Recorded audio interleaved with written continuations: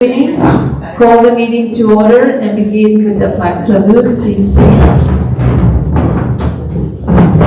Across your heart and begin. I pledge allegiance to the flag of the United States of America and to the republic for which it stands, one nation, under God, indivisible, with liberty and justice for all.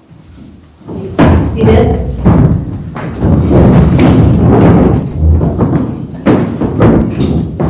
Buenas tardes. Si alguien ocupa traducción, favor de ver a la señorita Martínez al fondo del salón. Gracias. Adoption of the regular agenda. Do we have a motion to adopt the regular agenda? So moved. Second. Motion by Dr. Ruiz, second by Ms. Gomez. Roll call. Mrs. Bruno. Aye. Ms. Gomez. Aye. Ms. San Pablo. Aye. Dr. Ruiz. And I. Motion passes. Item 4.1, Annual Organization of the Governing Board. Dr. Walker. Yes. All right, so tonight is our annual organizational meeting, and so I did a little research on how we go through this process. And so basically, when we are nominating for these positions, it only requires a nomination and not a motion. It also does not require a second. The person who is being nominated may say, I accept the nomination. You don't have to do that, but at least everybody knows that you're doing it. But if you do not accept the nomination, then you do need to say that you do not accept it. If there is more than one nominee for any office, then we should take those offices individually. But if there's only one nominee for each office, then you could probably just take them all together. So with that, I will turn it over to Ms. Costanza. Thank you. Do we have a nomination for president? I would like to nominate Daisy San Pablo. Okay, nomination by Dr. Ruiz, nominate Daisy. Nomination by, for clerk. Yeah, yes, there anyone. Oh, if there's any more nominations on the floor? No? I have to do this, Alexi, I'm sorry. Nominations are closed. Nominations are closed. Nomination for clerk. I'd like to nominate Betsy Gomez for clerk. I Okay. accept the nomination. Thank you. Nomination by Ms. Bruno to nominate Betsy Gomez. Is anybody else who would like to nominate themselves? Okay, nominations are now closed. We need a nomination for representative to vote in election for members of the County Committee on the School District Organization. I nominate Darlene. I accept the nomination. Thank you. Nominations are now closed.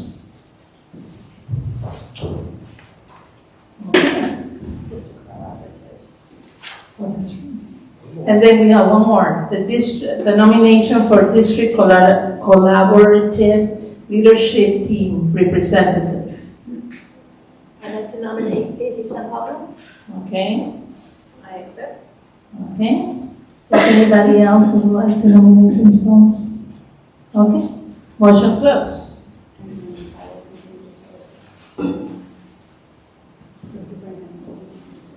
Okay, and the superintendent is continuing the service as a secretary. Okay, let's go and do a roll call vote. Mrs. Bruno? Aye. Ms. Gomez? Aye. Ms. Pablo? Aye. Dr. Ruiz? Aye on all candidates. And I. Nomination passes. And now I will take over.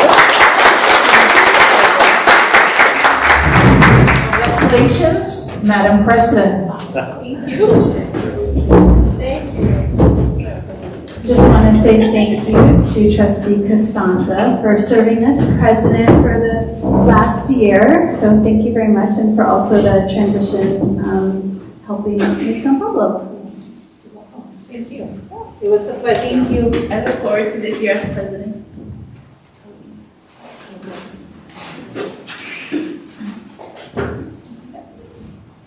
Okay, item 4.2, adoption of the 2026 board calendar. Dr. Walker. Okay, so tonight we have the calendar in front of you, and the calendar shows that most of the meetings are held on the fourth Monday of each month, with the exception of 5 meetings that are held on the second Monday. The May meeting is due to the Memorial Day holiday. In June, we're required to hold 2 meetings, so we actually hold a meeting on the second Monday and the fourth Monday. In September, we hold it at the second in order to do the first interim report. In November, we hold it early to avoid the Thanksgiving break now that our students are off that week. And then in December, we hold it based on what the requirement is actually for the annual organization. So with that, we're recommending that the board adopt its calendar for the 2026 calendar year. Okay. Do we have a motion to adopt? So, Second. Motion by Dr. Reed, second by Gomez. Are there any comments from the audience? No? Any comments or discussion from the board?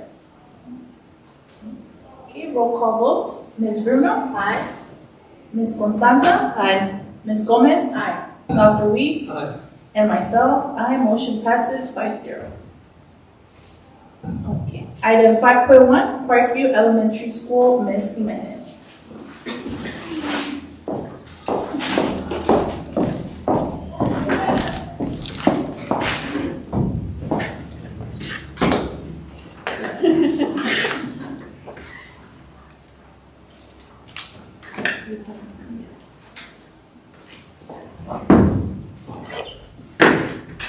Good evening, Governing Board, Executive Cabinet, educational partners, and members of the Juanini Elementary School District community. I'm Sarai Jimenez, the principal of Parkview Elementary.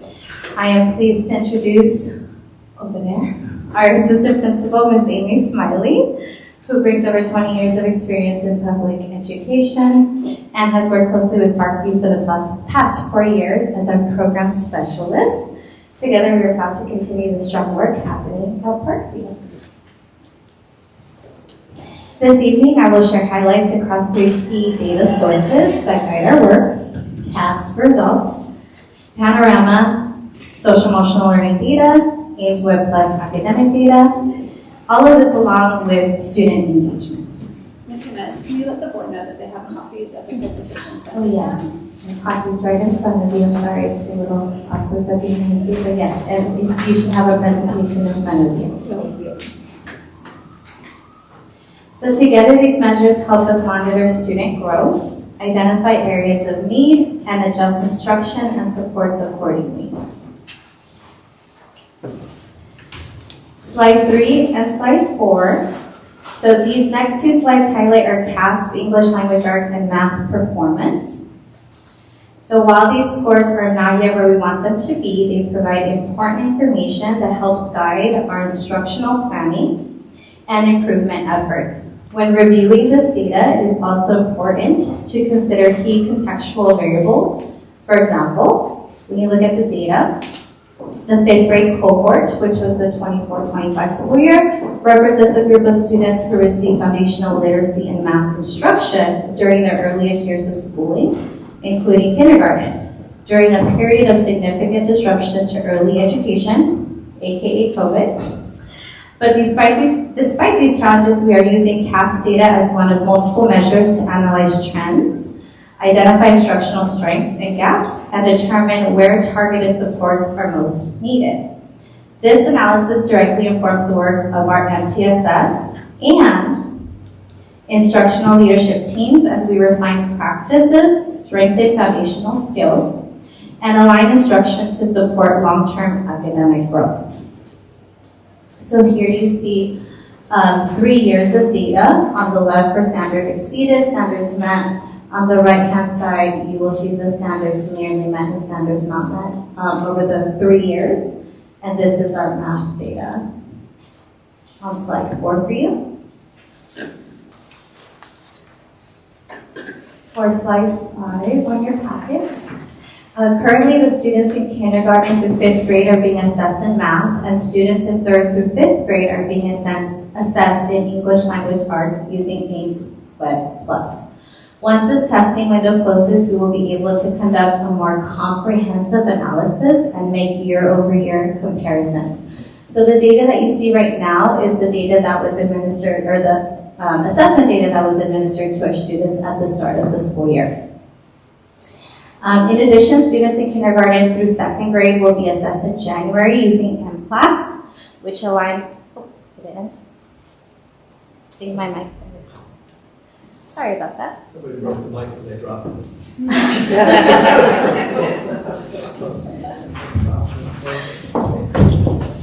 Thank you. Thank you, sorry about that. So students will be assessed in January using MClass, which aligns the California's newly mandated universal dyslexia screening requirements. MClass, which is one on the state-approved list, measures key foundational reading skills such as phonemic awareness, decoding, vocabulary, and comprehension. This screening supports early identification and allows educators to provide timely, effective instruction and intervention, strengthening literacy outcomes for all students. As we complete these assessment cycles, this data will be incorporated into our MTSS process to guide instruction, intervention planning, and professional learning moving forward. This slide highlights fall math data for kindergarten through 2nd grade. At the primary level, our focus is on building strong foundational skills through intentional instruction, targeted small group support, and consistent progress monitoring. For grades 3 through 5, Ames Web Plus math data helps us analyze both computation and conceptual understanding. This year, our leadership and MTSS teams recognize the need to strengthen support around concepts and applications, which has informed a revision to our math goals. Before you move on, can I say something? Yes. So board members, when you look at this, you'll notice there's a triangle. Right. And you'll notice that the top of the triangle is always smaller. And yet if you look at the percentages below, it's not visually representing the data. I think I may have said this before. For example, if you take a look at the first one of reading, it says tier 3 is the top of the triangle, correct? And it shows 38% is the top. And then tier 1, which is the bottom, the green, shows 44%. And so if you had an actual visual that showed it, it would be more straight up and pointed at the top, just so you know that. It looks like we're reducing and having a significantly smaller number in tier 3, but if you look at the bottom, the numbers aren't significant. So there's something to think about. It's kind of a misrepresentation of the visualization of data, and it's not the superintendent's fault. This is how the organization, Ames Web, represents their data. Is that correct? Yes, if you look at 5th grade up on the screen or your slides, you will see, tier 3 shows 32 students, which is 40%, and tier 1 shows 33 students, which is 42%. So that's pretty equivalent to each other, and that's what we look at. We look at the numbers when we're analyzing our data for our students. Thank you. I think I've said this before, but just so you know, I teach students how to visualize their data, and this would fail. Because it doesn't really visualize the data. It makes the top, where our most needy kids are, look smaller. But in the case of this data, it's not always small. I've said enough. So based on our data analysis, the MTSS and leadership team established 3 SMART goals, 1 in English Language Arts, 1 in math, and 1 in social emotional learning. These goals are specific, measurable, and monitored regularly through SST, PLC, and leadership meetings to ensure responsiveness and effectiveness.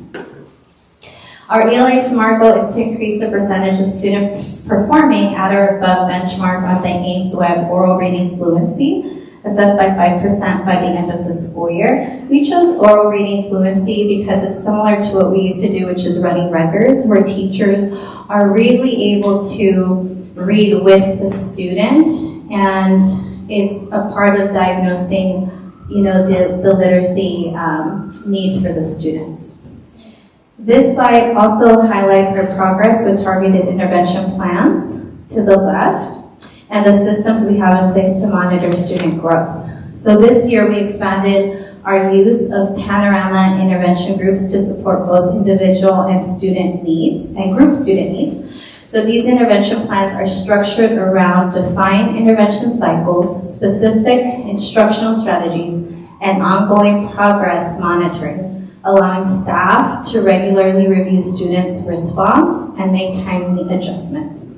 Through our MTSS and leadership teams, we have also established clear expectations for intervention implementation. So in order to ensure fidelity and true effectiveness, interventions are required to be delivered a minimum of 3 times per week for 20 to 30 minutes per session. This consistency allows students sufficient instructional time to practice targeted skills and supports more reliable progress monitoring outcomes. Currently, 64% of completed intervention plans, that is 28 out of 44, resulted in students meeting their identified progress monitoring goals. This data is encouraging and reflects the impact of structured, consistent interventions implemented with fidelity. Overall, the use of panorama intervention groups strengthens our MTSS framework by providing clearer visibility into student progress, supporting data-informed decision-making, and ensuring that instructional and intervention efforts remain aligned to student needs. To support our ELA MTSS goal, Parkview is currently implementing SEAL and Project GLAD as our primary instructional support for literacy and language development. SEAL and GLAD are being used to strengthen core instruction by building academic language, oral discourse, and reading comprehension across content areas. These practices are intentionally embedded in classroom instruction to support English learners, dual language students, and all learners who benefit from structured language development. Through SEAL, teachers are implementing language-rich, integrated lessons that emphasize vocabulary development, comprehension, and meaningful student discourse, particularly in primary grades where foundational language skills are critical to reading success. And we have a lot of examples up here of teacher work and what they've been working on in the classroom. Through Project GLAD, teachers are using high-impact instructional strategies such as visual input charts, pictorial representations, cooperative learning structures, and explicit language objectives to make complex text and concepts accessible and to support reading and writing development. Together, SEAL and GLAD are the instructional practices currently in place to support Tier 1 instruction. This professional development directly supports our ELA MTSS goal by improving instructional consistency, increasing student engagement with text, and strengthening progress towards reading benchmarks. I would now like to highlight the instructional practices within our dual language immersion program that are supporting biliteracy development across grade levels. So if you remember in April, I shared that we have 3 programs on our site, and one is our dual 50-50 language program. So during recent classroom observations, our DLI consultant, Dr. Clara Amador-Langster, noted strong implementation of biliteracy practices across classrooms, including student-centered instruction, fidelity to the language of instruction, purposeful visual supports, and intentional cross-linguistic connections such as cognate, walls, and the bridge. And you can see that in the example. We decided to use blue as English and green as the Spanish text. Students were actively engaged in academic conversations during her visit, and I see it all the time when I enter the classrooms and I visit. And she also noted collaborative learning in both languages.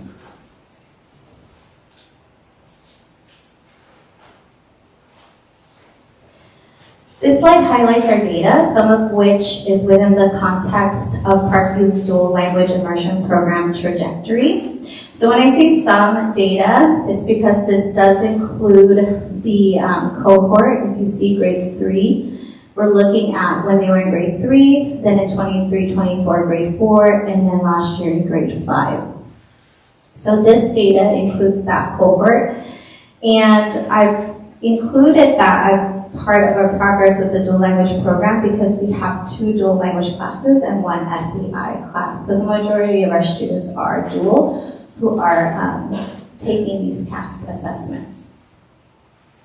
So when viewed alongside the instructional evidence, our achievement data reflects a gradual increase in performance as student cohorts progress through the grade levels, which aligns with the expected development of a 50-50 dual language program. So while growth takes time, the data and observations together indicate that students are building stronger academic and biliteracy foundations as they advance through the program. In support of both CAPS performance and our dual language immersion program, we continue to strengthen cross-linguistic connections. So here, this cohort went from 5.19 to 6.17 to 8.64. The huge growth that we see is in the area of standards met, where students went from 9.09, did slightly drop, but then had a huge jump of 18.52. On the opposite end, for standards nearly met, we see that it's consistent and stays around 20, but then in the standards not met, we see that the percentage drops, which is exactly what we want to see on this right side. We went from 64, slightly increased to 65, but then saw a huge decrease to 51.85%. Instructional practices intentionally leverage students' bilingualism as an asset, supporting language development and academic achievement across both languages. Our math SMART goal focuses on increasing the percentage of students performing at or above average on math fluency and concepts by 5% at each grade level. As previously mentioned, PARKview continues to monitor multiple measures to better understand students' academic progress, including data from AIMSWeb Plus.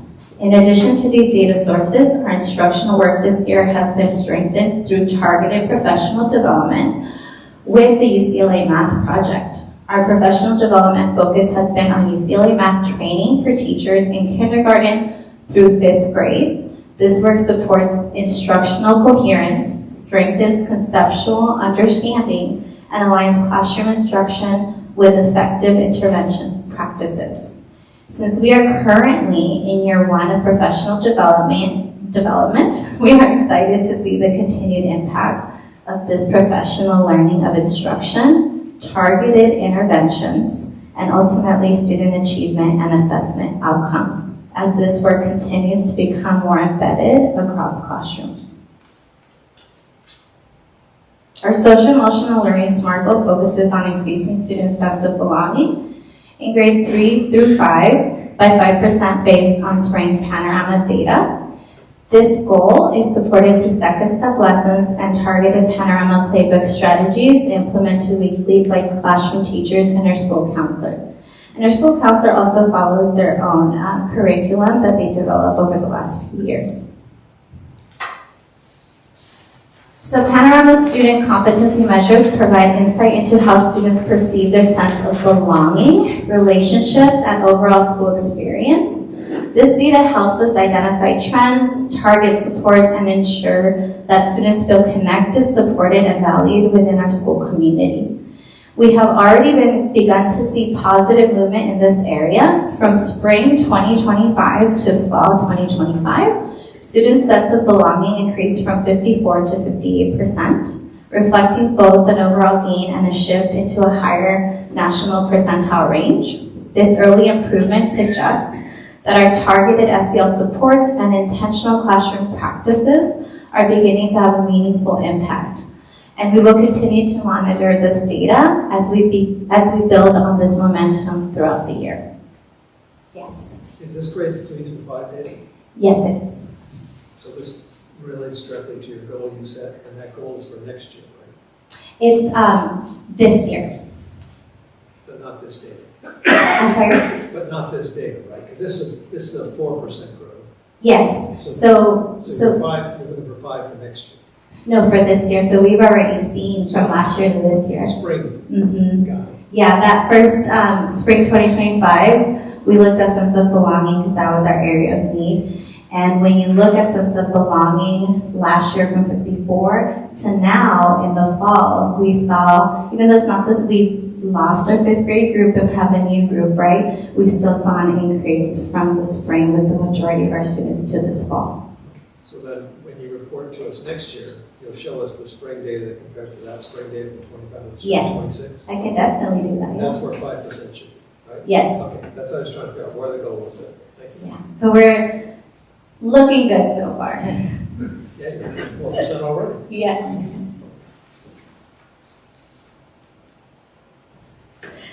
All right, so another key way that we are strengthening students' sense of belonging at Parkview is through the comprehensive supports provided by our school counselor, Arturo Cortez. This slide highlights the range of counseling services, including individual and small group counseling, classroom lessons, peer mediation, and school-wide activities. And this is, I just wanted to share really quickly from last school year. At the end of the year, he always provides a summary of all the supports and the focuses. Referral data shows common student needs such as friendship skills, managing emotion, stress, and emotional regulation, areas that are closely connected to students' sense of belonging and well-being. In addition to direct services, our counselor brings intentional school-wide experiences that promote empathy and connection. One example is Empathy Quest, an interactive assembly through the partnership with Kaiser Permanente and Imagination Stage. This program uses storytelling and games to teach emotional regulation, empathy, and help-seeking skills, aligning with cognitive behavioral strategies and youth mental health supports. We have also implemented Circle of Friends, an inclusion program that supports students with developmental disabilities by intentionally building friendships with peers. In that picture, the students were in his office because we had a rainy day, but that didn't stop Circle of Friends from happening. This program increases understanding, reduces isolation, and promotes a more inclusive school community. Together, these counseling supports and programs help students feel connected, supported, and valued, and they directly contribute to the positive growth we are beginning to see in our panorama sense of belonging data. Can I ask a question about that one? Yes. Last year, we got reports in the collaborative leadership team that teachers were seeing a lot more behavior of students that were concerned about being able to get that behavior kind of control. I notice it's not a major referral, or do you think it's embedded in one of the others, like managing emotions? So in terms of behavior, the referrals are more directed towards administration. And then, from there we do investigations, we speak to students, we seek more information from families, and then from there we sometimes do filter those referrals to our school counselor, because as we know, behavior is communication, so where is this behavior stemming from? So some of those referrals do include our admin numbers, and they do include sometimes those behavioral outbursts that again scream a need from somewhere. So we will get interviewed by our counselor to see what the need is. The teachers will, sometimes it's one, sometimes it's both, depending on the program. And then the counselor will also, as mentioned, speak to the parents to see what's going on, and then meet with students and or make other outside referrals for their needs. Thank you.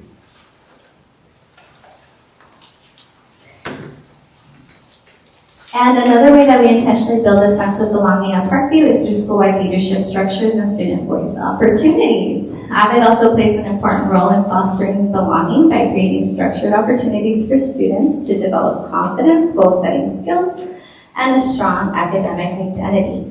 Through AVID strategies and routines, students learn how to advocate for themselves, collaborate with peers, and see themselves as capable learners. And here we have our 4th and 5th grade cohort groups. Student Council provides students with a meaningful voice in school decisions and activities. Through service-driven projects and leadership roles, students develop responsibility, ownership, and a strong sense of connection to their school. One recent example of this work is the Mustang Food Drive led by our Student Council. Through this effort, students identified a need within our school community and organized a drive to support Parkview families. This experience allowed students to practice empathy, leadership, and civic responsibility while reinforcing the message that they can make a positive difference in the lives of others. And here's just a few of the candidates that they collected, and our wonderful teachers and counselors delivered them to our families. And this was right before our Thanksgiving break. And our flag gatherings serve as a consistent space to build community and recognize students through character counts. During these gatherings, students are publicly acknowledged for demonstrating positive character traits, which reinforce shared values, celebrate individual strengths, and help students feel seen and valued within the school community. Together, these leadership opportunities support a positive school culture where students feel connected, empowered, and engaged, helping them build confidence, responsibility, and real-world skills and extend beyond the classroom. And some of the other schools reported their flag gatherings are the first Friday of every month. Ours are the last Friday of every month. So our last one in October landed on Halloween. So that is why you see the different students in their costumes. Oh, and I don't have my last slide there. But in closing, Parkview Elementary remains committed to continuous improvement through thoughtful data analysis, targeted instructional practices, and strong collaboration among staff, students, families, and community partners. And I just want to thank you all for your continued support of our students and our school community. Any questions?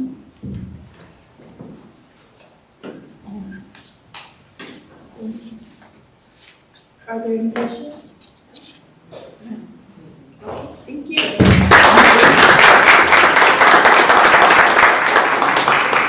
And due to the holidays, I did bring a little treat for our board members, just as a little holiday, bring a little holiday treat out of you, but thank you so much.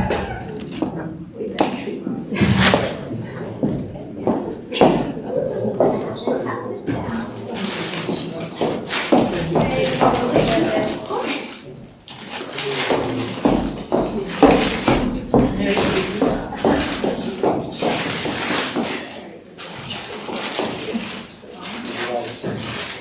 Item 6.1, oral communication. Do we have any general speakers? No, it's not working.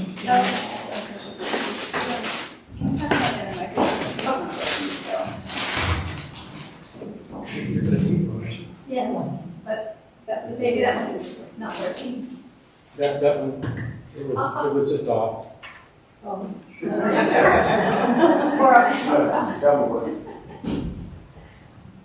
Can we take that one? Phew, I hope the button does something. Well, it's on, yeah. Okay. Item 6.1, oral communications. Do we have any general speakers? Okay. HEA, Mr. Gomez. Turn the microphone here. We need a microphone for the. Oh, sorry. have to have a record. All right, good evening, everyone. There it goes. Good evening, everyone. I didn't bring treats, sorry. So we just finished up conference, our 2 weeks of conferences, so we just wrapped those up. So those were very successful one here. We are wrapping up this last week of our AIMS screener testing for reading and math, so we're wrapping that up. We have 2 teachers that for the month of November, we have Maria Cortez and from Sunkist and Dora Garcia from Hollywood Beach that are recognized by, I mentioned before, the Lions Club as Teacher of the Month. So they got those for November. I asked my members and reps to let me know when it's absolutely recognized, so that's a pretty cool deal. On a side note, I just want to say, we had our annual toy drive at Blackstock School 2 weeks ago, and that's something we worked out in the district a while back, and we're holding it at Blackstock now. It used to be at Williams. But it's through Majestic Car Club, and they bring in a lot of cars. A lot of families come out, and a lot of, there must have been over 500 toys donated. That goes back to our community kids, and Suin and Wisconsin, and Costanza, and Missy Hernandez really put something together at Williams, and it goes across the district now for these kids to get presents and gifts that they normally wouldn't have. So we had that this past Saturday. It was a really big success, so that was really cool. But thanks to the district for allowing the Car Club to hold it at our school sites, because that works out really well for our community. And we just like to wish everybody a happy holiday. Our teachers a well-deserved break, and we'll see everybody next year.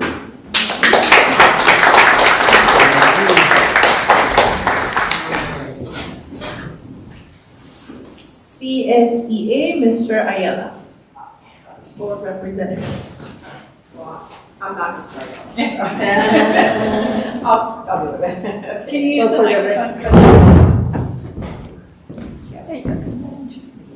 I think so. Good evening, I'm Patty Ortiz, I'm the first VP for the CSEA 20 chapter. I'd just like to give you an update on what COSPI has been doing. On November 18th, we began our successor negotiations with the district, and our next two meetings will be tomorrow, December 16th, and Thursday, December 18th, hoping for constructive negotiations. Also, we will be having elections for the new executive board and new negotiating team. That election will be taking place on Wednesday, December 17th. And so on January 2026, the chapter will have a new representative to serve our members. Also to conclude, we want to wish our colleagues and the board a happy holiday and a happy new year. Thank you.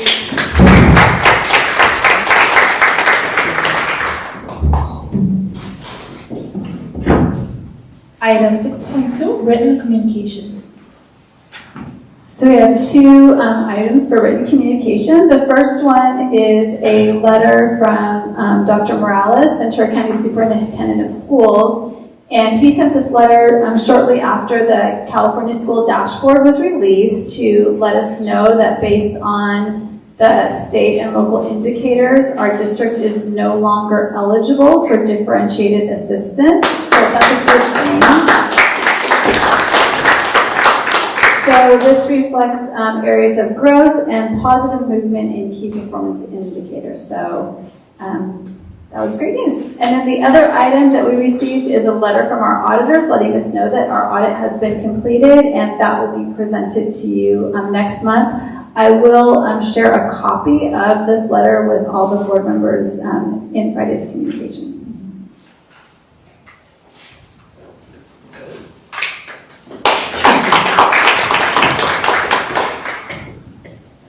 Item 7.1, approval of the minutes of the regular meeting of November 10, 2025. Do we have a motion to approve? Motion to approve. Motion by Constanza, second by Bruno.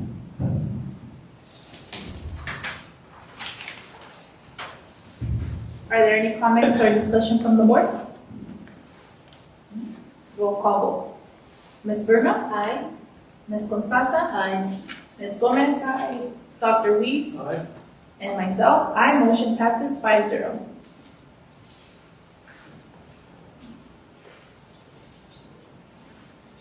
Okay. Adoption of the consent agenda.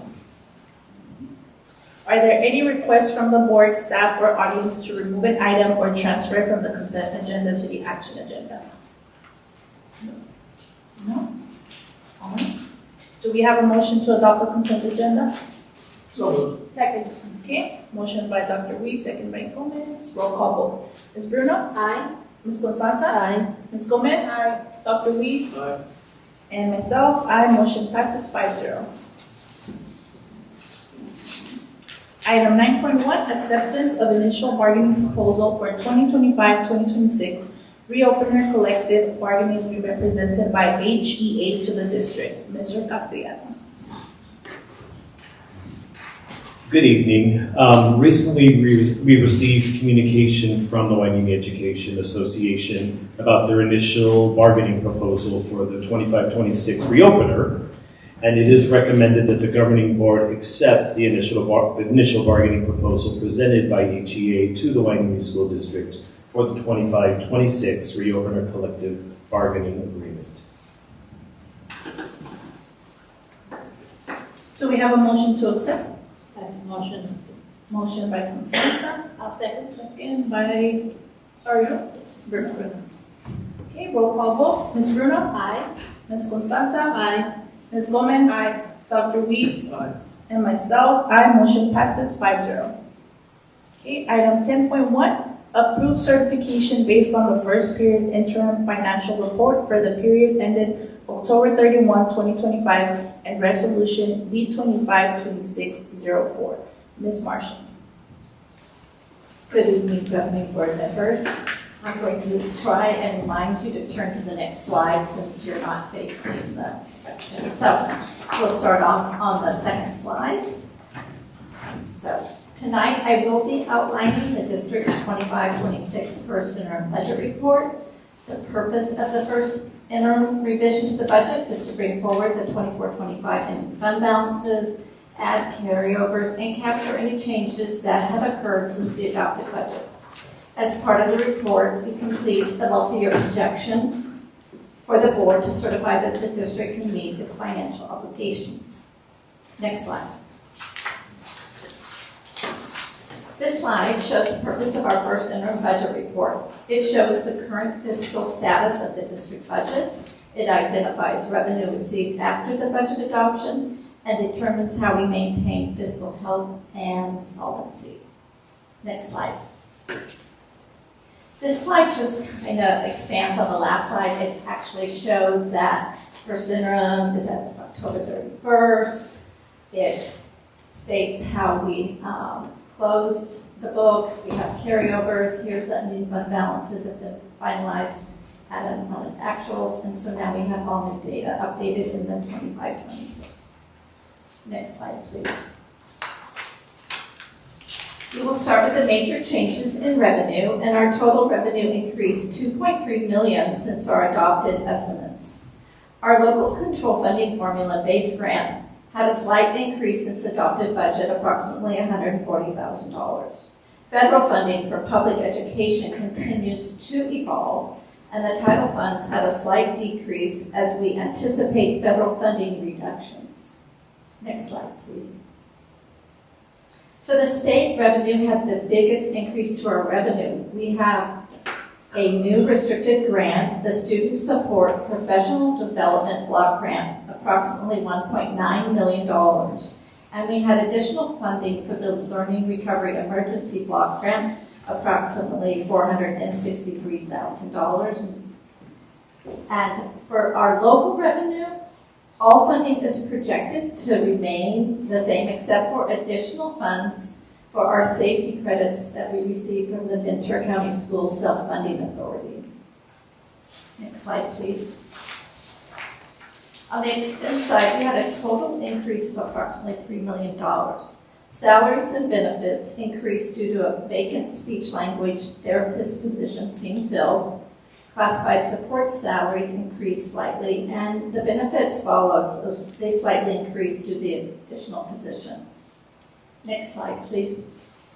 For books and supplies, the increase in expenses is due to new textbooks for the projected math adoption, and our services saw an increase in professional services mainly due to the Expanded Learning Opportunity Program, and the Special Education Department had additional professional services contracts. Good news for capital outlay, a slight decrease in expenditures as the grants for our 3 new buses were received. Next slide, please. This slide shows a summary by unrestricted and restricted funds of the general fund, where you can see in the second row, the last column, that our revenue is projected at $136,506,039.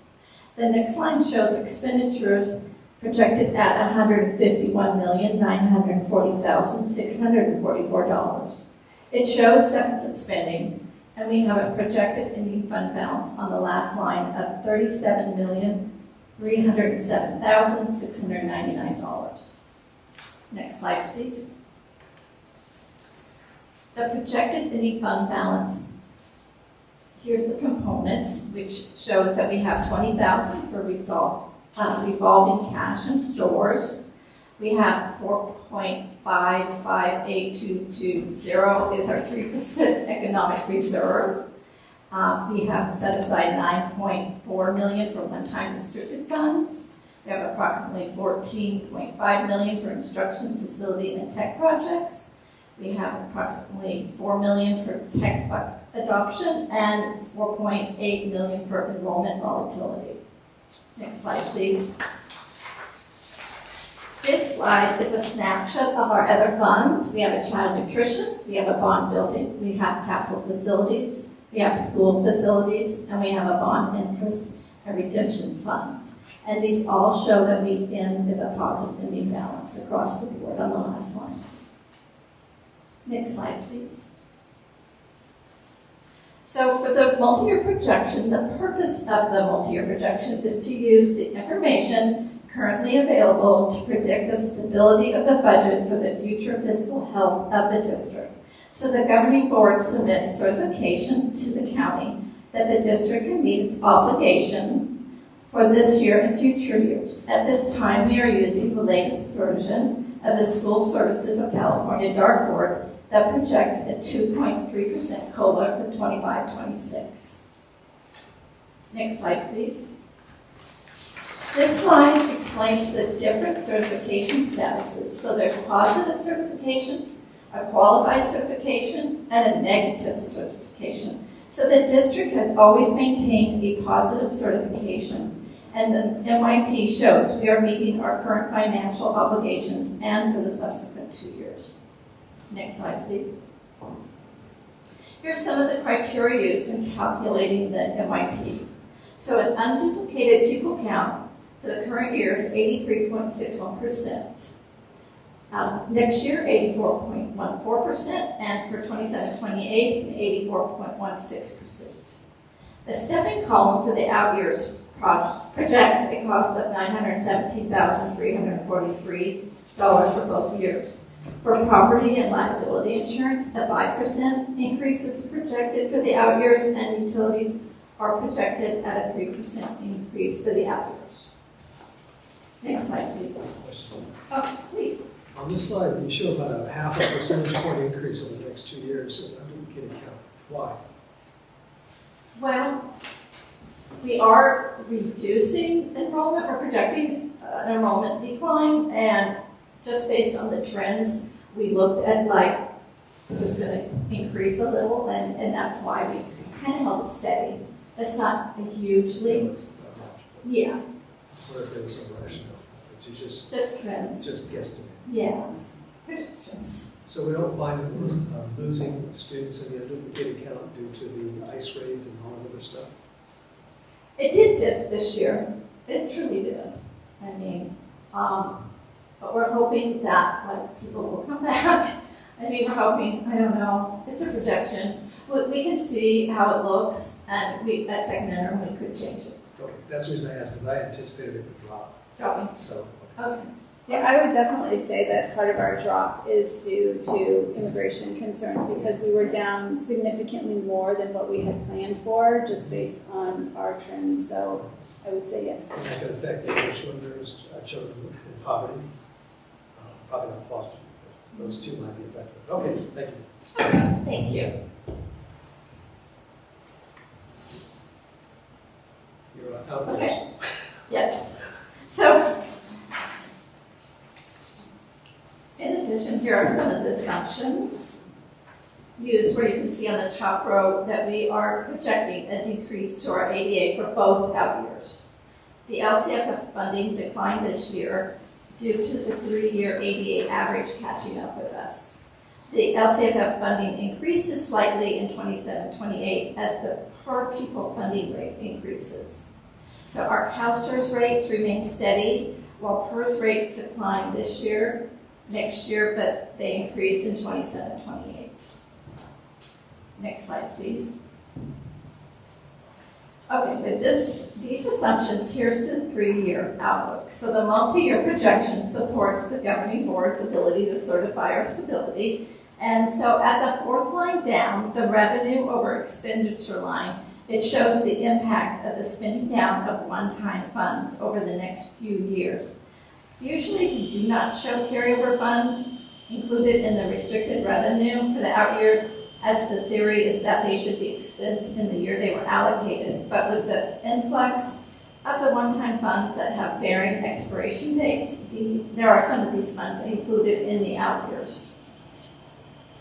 For expenditures, the 3rd line down, you can see that we have decreased expenses with the spending down of one-time funds. That still leaves us deficit spending and causing the 5th row down, which is our ending fund balance, to be reduced over the next 2 years. We have set aside funds for instructional facility and tech projects, our textbook adoptions, our enrollment volatility, and our one-time restricted funds in the current year and out years. So looking to the future to maintain fiscal solvency, we do face near and long-term challenges. It is too early in the fiscal year to gauge any significant trends in state revenues that will influence the levels of Prop 98 funding for 26, 27, and beyond. We will closely monitor state revenues and state budget proposals as we look forward to the governor's January budget proposal. In addition, we will monitor rising cost pressure from declining enrollment and student absences and spending down at the reserves as we expend expiring one-time funds. The district will still be able to meet its financial obligations through this multi-year projection. Next slide, please.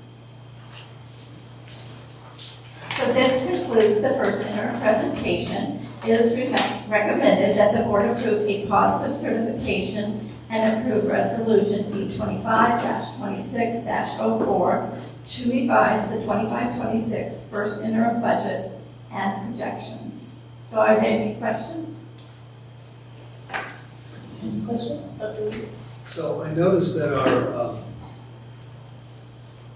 ending fund balance would be dropping to about, it's on the second to last slide, would drop to about 13.4%. Yes. And it's at 27 right now. Yes. Does that worry you at all? Well, yes. It worries me. Yeah, so we do talk about that quite a bit. At what level, what percentage should we start getting worried? Because remember there was a piece of legislation a while back that said school districts shouldn't hold more than 10%, but when we looked at that, that wouldn't even keep districts afloat if something negative happened.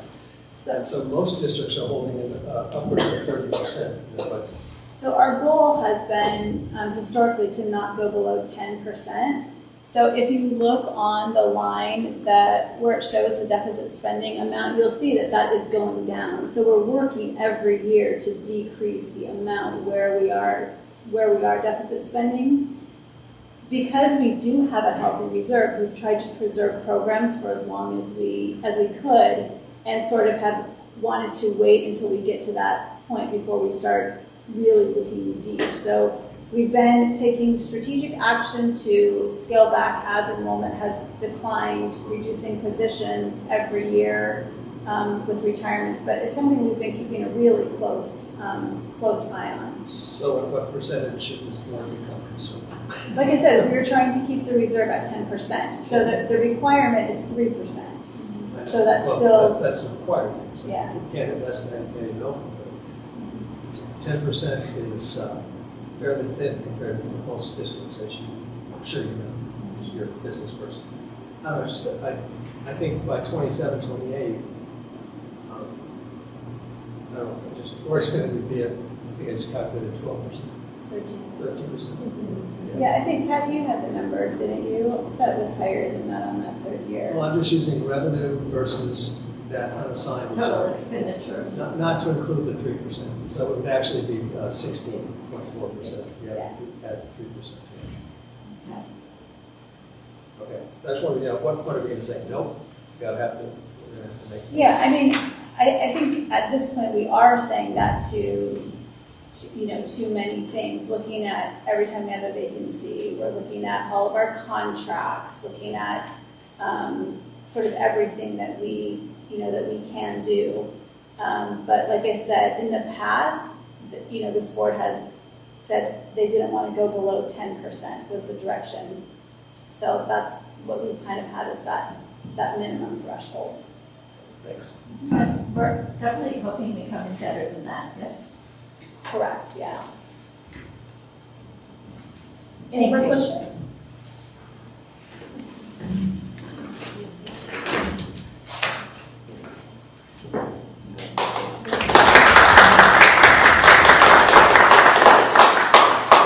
So do we have a motion to approve? How many do we approve?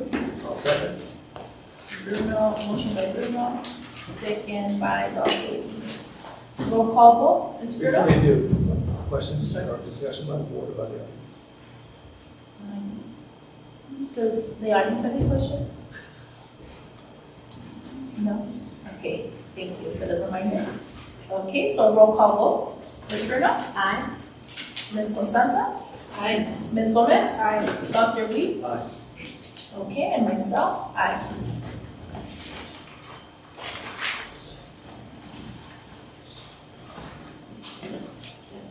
So motion passes 5-0.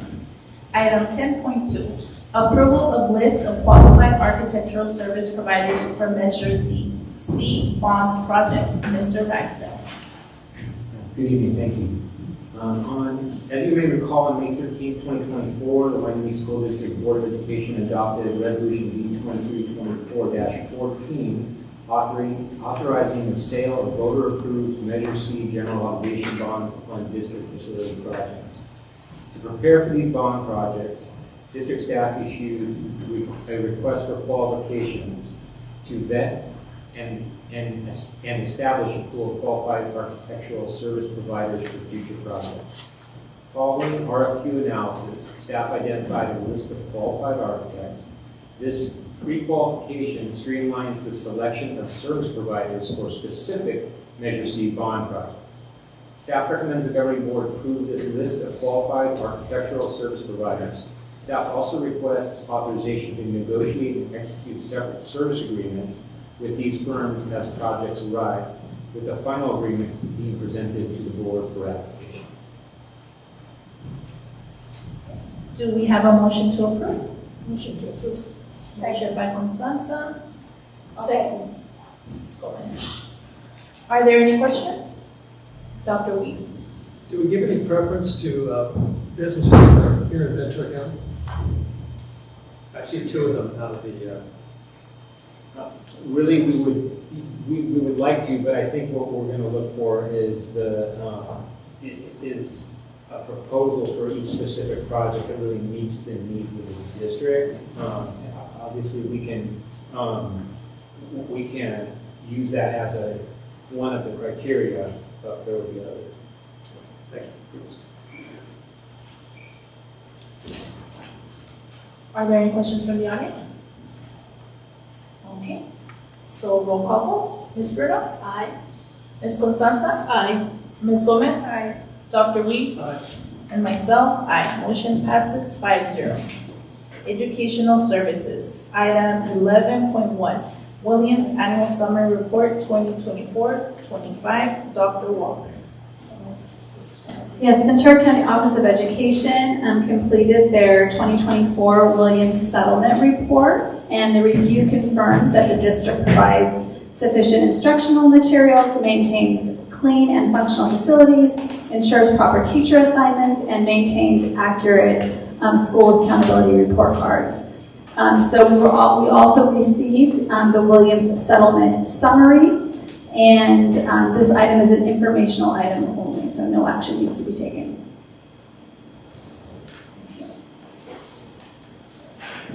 Other board business, item 12.1, nominations for the CSBA Delegate Assembly election, Dr. Walker. Yes, so there are currently 4 seats in sub-region 11B. And so the process that this goes through is that boards have the opportunity to submit names to go onto the slate of candidates that will be voted upon by the Ventura County school boards. So with that, I will ask President San Pablo to go ahead and open it up for nominations. In the past, Darlene Bruno has served as a representative, and Darlene, I think did you decide that you were Yeah, I think I'm done. no longer? She has served her service, so I think we should give you a round of applause for your service.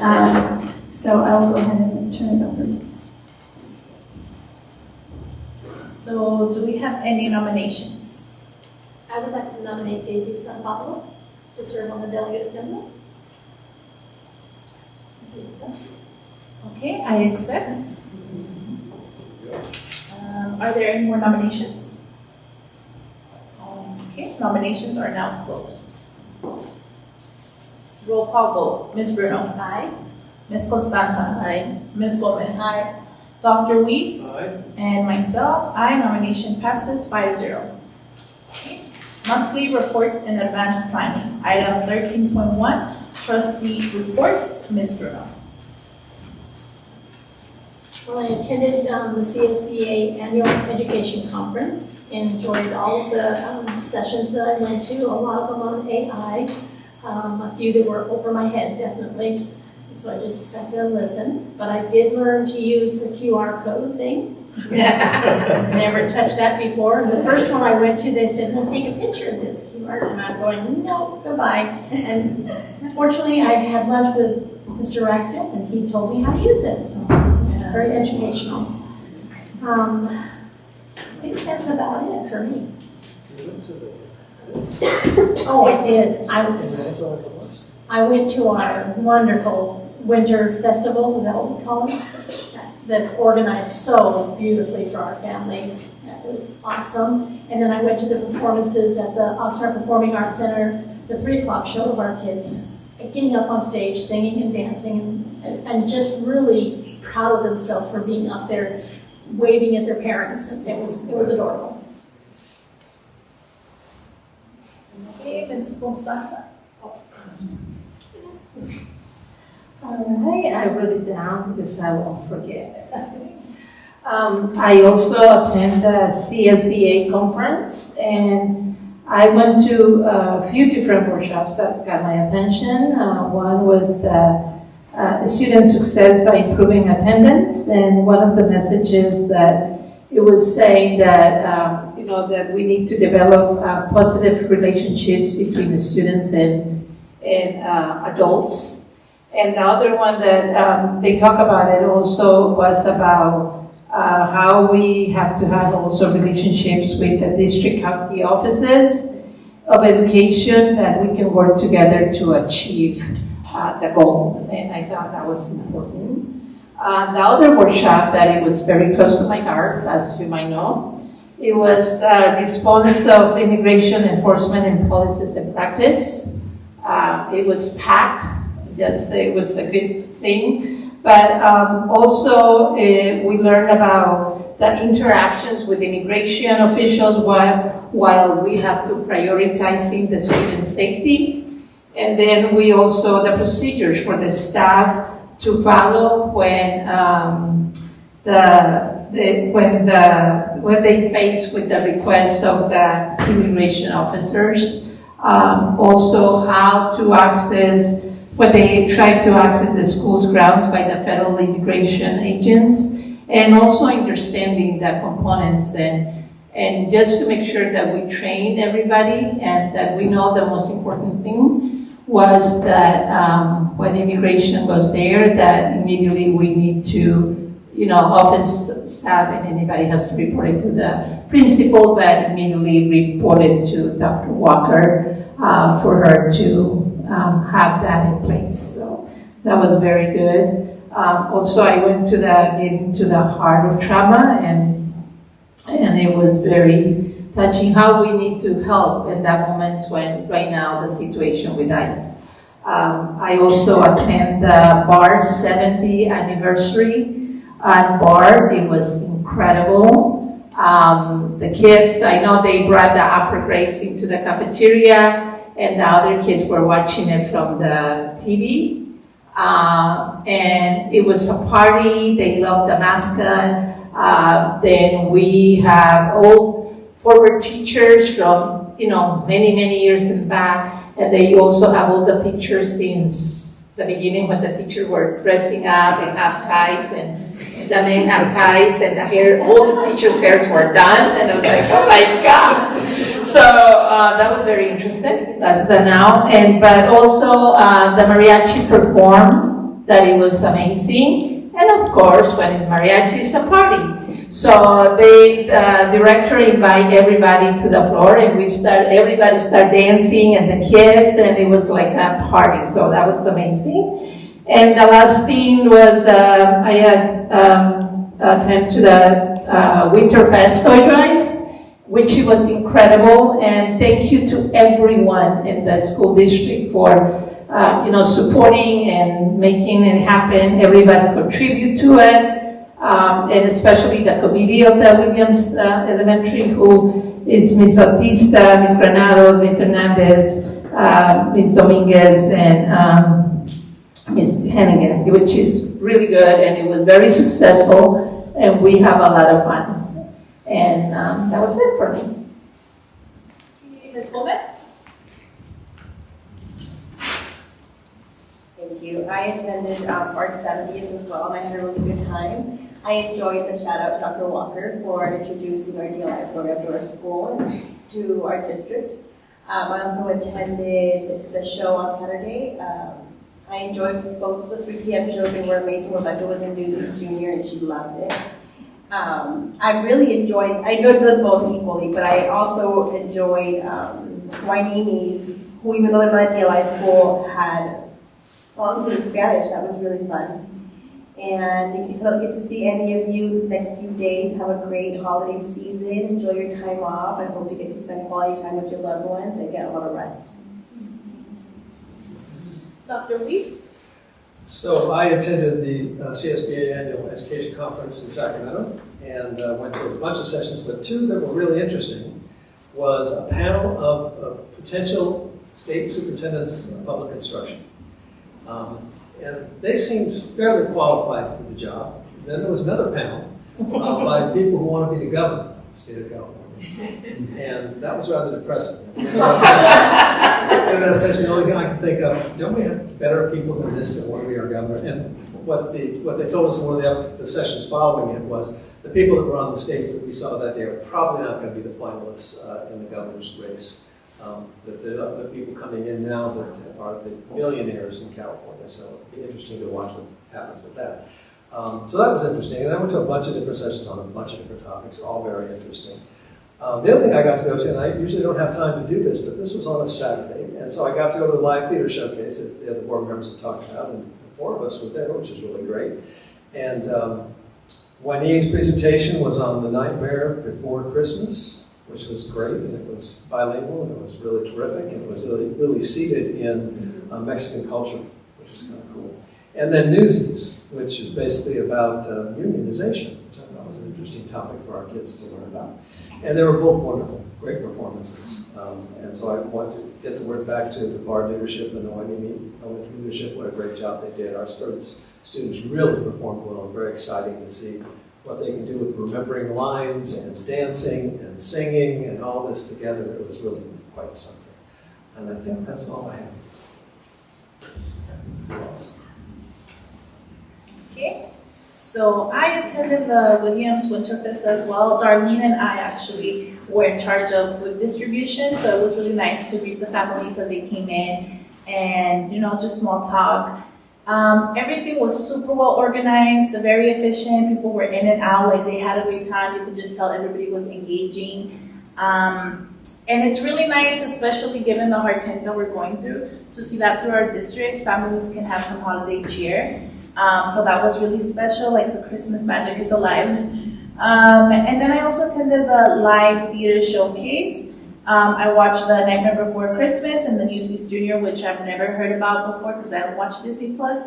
But that was really interesting. I saw Rebecca, Bexy's daughter. She was so cute. Everybody, all the kids were so cute. But it was just nice to see her as a mom because I always see her as like the board member. But she was super excited, so it was really nice.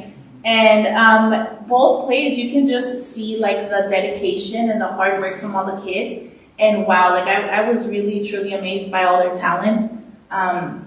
So it was a great time. I really enjoyed it. Okay, so item 13.2, Superintendent's Report. All right, well, as you heard earlier, we just finished up 2 weeks of parent conferences, so thank you to all of our staff, our teachers, our admin, our classified staff who did a lot of translating or interpretation for us, and so it's always a really great time to be able to reach out with parents, and sometimes those conversations can be hard as well, so just thank you to all the teachers for scheduling those out. We have a lot of holiday festivities this week, so be sure to look at your calendar. I'll just highlight a few of them. Tomorrow, Bard has their Winterfest in the afternoon. Larson is also having a performance. On Wednesday, Haycox has their winter program in the morning from 8:30 to 9:30. On Thursday, Blackstock is having their winter art walk from 4 to 5:30. And on Friday, Bard's Primary will have their winter wonderland in the morning. And there's a whole multitude more of performances. We'd be here too long for me to list them all this week, but it's a fun week around the district. Lots of spirit activities going on. It's a fun week. So we do go on winter break, and starting Friday afternoon, and then school will resume on Monday, January 5th. 2 more items that I want to share.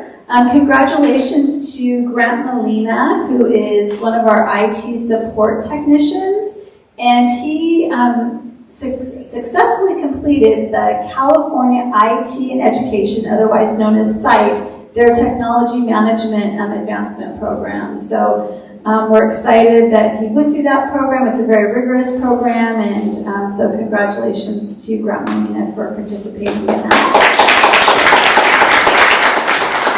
And then lastly, I wanted to highlight that Blackstock was highlighted in RTACS, which is the Regional Technical Assistance group for the community schools. They were highlighted in their December newsletter for the work that they're doing with community schools. And the article stated that it's obviously still in the very, very early stages, but it was exciting to see that the work at Blackstock was already being recognized regionally. So that's all I have to report.